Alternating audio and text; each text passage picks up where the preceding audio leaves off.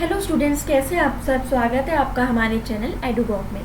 तो आज हम क्लास 9th एनसीईआरटी से एक पोएम करेंगे ऑन किलिंग अ ट्री और इसके पोएट का नाम है जीव पटेल। तो बेसिकली जीव पटेल इस पोएम से क्या एक्सप्लेन करना चाहते हैं, he just trying to persuades the reader not to kill a tree, not to cut a tree, because cutting a tree means perishing of human life. तो अगर आप ट्री को कट करते हैं, you are destroying biodiversity, you are destroying flora fauna, तो that means you are destroying human life. And in the rest of the stanzas, G. Patel tries to explain that a plant needs warmth, water, air and nutrients to nurture. तो बताते हैं कि एक plant को grow करने के लिए warmth, air, water, nutrient सब चीज़ें चाहिए होती, तब जाकर वो एक फुल ग्रोन ट्री में डेवलप होता है. और अगर आप ट्री के ट्रंक को कट करते हो, that doesn't mean you are cutting a tree, because to cut a tree you have to uproot. आपको उसको अर्थ से ही सीधा उसके रूट्स को, जड़ों को बाहर खींचकर निकाल कर you have to throw it away in the scorching heat of the sun. तो let us read the poem, let us analyze the poem stanza wise, but before that do not forget to like, share, subscribe our channel EduGov. आपके like, share और comment से हमें motivation मिलता है कि हम इससे भी बेहतर कंटेंट अपने चैनल पर अपलोड कर सकें. तो चलिए फिर स्टार्ट करते हैं. Now first stanza is, it takes much time to kill a tree, not a simple jab of the knife will do it. It has grown slowly, consuming the earth, rising out of it, feeding upon its crust, absorbing years of sunlight, air, water, and out of its leprous hide sprouting leaves. So in the first stanza, a simple jab of the knife, वो बता रहे हैं poet कि एक simple knife से जैब करने से it would not be able to cut the tree. यानी कि आप सिंपली अगर आप नाइफ से उसको कट करने की कोशिश करोगे तो एक पेड़ को आप कट नहीं कर सकते. अब प्लांट जर्मिनेट करने के लिए क्या चाहिए होता है उसको, सॉइल से वो अपने सारे पोषक तत्वों को लेता है.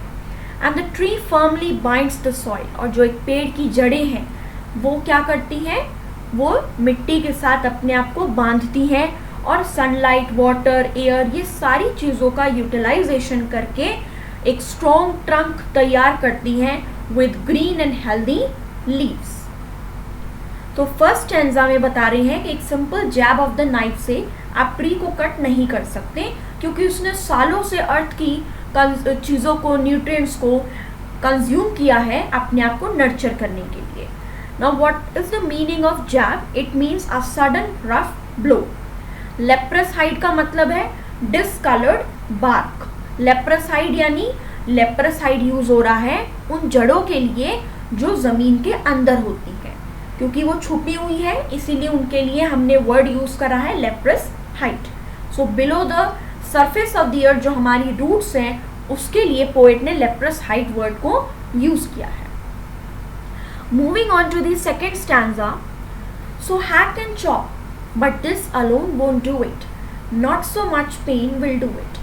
The bleeding bark will heal, and from close to the ground will rise curled green twigs, miniature buds, which if unchecked will expand again to former size. So in the second stanza वो बताते हैं कि humans जो हैं bark यानी कि पेड़ के जो मोटा तना है उसको कट और चॉप करते हैं बहुत सारे पीसेस में, but that is not sufficient to destroy any tree, क्योंकि as soon as the tree is jabbed, अगर कोई ह्यूमन किसी पेड़ को जिस तरीके से जैब करता है, it also bleeds like them, it heals its wounds and new shoots sprout from it. तो वो जो बार्क है वो भी ब्लीड करती है, और जब वो ब्लीड करती है तो जाहिर सी बात है वो अपने पेन को ख़त्म करने के लिए, अपने ज़ख्मों को भरने के लिए क्या करेगी, हील भी करेगी, यानी अपने आप को मरहम भी लगाएगी, अपने आप को ठीक भी करेगी. और ठीक कैसे करेगी, वापस से उसके अंदर से छोटे छोटे ट्विग्स, छोटी छोटी टहनियाँ उसमें से आने लगेगी, और धीरे धीरे कर कर जब हमारा ध्यान नहीं होगा तो वो जो ट्रंक हमने चॉप करा था, पेड़ को काटा था, वो वहीं से अपने पुराने वाले साइज में आ जाएगा. Now what is the meaning of hack? Here's a word in the second stanza के first line में एक word है hack. Hack means to cut roughly by striking heavy blows. Roughly किसी चीज को chop करना, cut करना. Third stanza, no, the root is to be pulled out of the anchoring earth. It is to be roped, tied and pulled out, snapped out or pulled out entirely out from the earth cave, and the strength of the tree exposed, the source white and wet, the most sensitive hidden for years inside the earth. Now poet says in order to kill a tree, one has to uproot it and separate its roots from the earth. तो वो बताते हैं poet जीव पटेल कि अगर आपको एक tree को वाकई किल करना है, हमेशा के लिए ख़त्म करना है, तो you have to uproot it. आपको उसकी जड़ों से उसको निकालना होगा. अर्थ में इतने सालों से उसकी जड़ों ने एंकरिंग यानी कि यहाँ पर है जकड़ के पकड़ के रखा हुआ है. आपको वहाँ से उसको सेपरेट करना है, क्योंकि वहाँ से उसको पोषण मिल रहा है. जब तक उसे न्यूट्रिशन मिलता रहेगा तब तक आप एक पेड़ को नहीं ख़त्म कर सकते. रूट्स ने सॉइल के साथ अपने आप को बाइंड कर रखा है, वो उसकी स्ट्रेंथ है, और इस हिडन पार्ट को आपको सेपरेट करना है. तभी आप इवेंचुअली क्या कर पाएंगे, you will be able to kill a tree. What is the meaning of anchoring earth? मैंने अभी आपको समझाया. एंकर करने का मतलब है किसी चीज को बांधना, पकड़ना. स्नैप्ड आउट का मतलब है, यहाँ पर स्नैप्ड आउट वर्ड आ रहा है यहाँ पर, इसका मतलब है चॉप आउट. वही मतलब है कट कर देना. So we have last stanza. Then the matter of scorching and choking in sun and air, browning, hardening, twisting, withering, and then it is done. So in the last stanza, Jeev Patel is trying to say that as soon as the tree is uprooted, it withers and dried in the scorching heat of the sun and the action of wind. तो वो बता रहे हैं tree को जैसे ही आपने अप्रूट कर दिया, यानी उसकी जड़ों को खींचकर निकाल दिया और उसको धूप में, ब्लेजिंग हीट ऑफ द सन में आपने उसकी जड़ों को फेंक दिया, तो अब जड़ों को पोषण नहीं मिल पाएगा, ना पानी ना कोई पोषक तत्व, कुछ नहीं मिल पाएगा और वो सुखड़ जाएंगी. विदर मतलब सुखड़ जाएंगी, बिल्कुल ड्राई हो जाएंगी by the action of heat, sun and wind. The woody trunk, और जो वुडी ट्रंक है यानी पेड़ का जो सबसे मजबूत पार्ट होता है ट्रंक, तो वो भी क्या हो जाएगा, ब्राउन और ट्विस्ट हो जाएगा. And finally it will dry up and never revive. और ये ड्राई हो जाएगा और कभी भी वापस ये अपने फॉर्मर साइज में नहीं आ सकता. तो इस पोएम से जीव पटेल बता रहे हैं कि अगर आपको वाकई, अगर आपको हमारी बायोडाइवर्सिटी ख़त्म करनी है तो आप एक पेड़ को किस तरीके से ख़त्म कर सकते हो. तो उसने समझाया है कि हमें पेड़ को उसको अपरूट करके उसकी रूट्स को ट्विस्ट टर्न करके स्कॉर्चिंग हीट में फेंकना है, तब जाके एक पेड़ जो है वो हम ख़त्म कर सकते हैं. लेकिन एक्चुअली में वो आइडिया नहीं दे रहे हैं कि हमको पेड़ों को नष्ट करना है, अपनी बायोडाइवर्सिटी को नष्ट करना है. एक्चुअली में वो बता रहे हैं कि अगर आप इस तरीके से अपनी फ्लोरा फौना को, अपने ट्रीज़ को कट डाउन करते रहेंगे तो एट द एंड होगा क्या कि ह्यूमन लाइफ जो है वही डिस्ट्रॉय हो जाएगी. क्योंकि हम सब जानते हैं अगर ये हमारा नेचुरल वेजिटेशन नहीं रहेगा, ये इम्बैलेंसेस होते रहेंगे, तो हमारी ह्यूमन लाइफ भी ख़त्म हो जाएगी.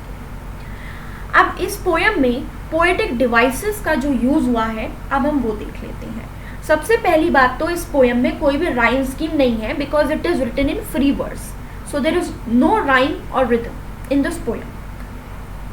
Second we have enjambment. Enjambment यानी जब एक सेंटेंस जो है दो या दो से ज़्यादा लाइन्स में रिपीट किया जाता है तो it is called enjambment. Metaphor है यहाँ पर इनडायरेक्टली जब आप कंपेयर करते हो. अब यहाँ पर था लेप्रस हाइड, मैंने आपको बताया था कंपैरिजन किया गया है किसके साथ, रूट्स. जो रूट्स होती हैं वो सरफेस, अर्थ के सरफेस के नीचे जाती हैं, तो यहाँ पर उन रूट्स को हमने कंपेयर करा गया है लेप्रस हाइट से. तो यहाँ पर मेटाफर का यूज़ हुआ है.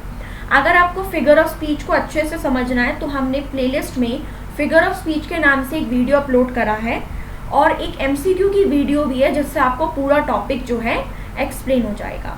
आप चैनल के डिस्क्रिप्शन, इस वीडियो के डिस्क्रिप्शन में आप देख सकते हैं, मैं लिंक शेयर कर दूंगी आपके साथ, तो आप वो पूरी वीडियो देखकर सारे पोएटिक डिवाइसेस को समझ सकते हैं।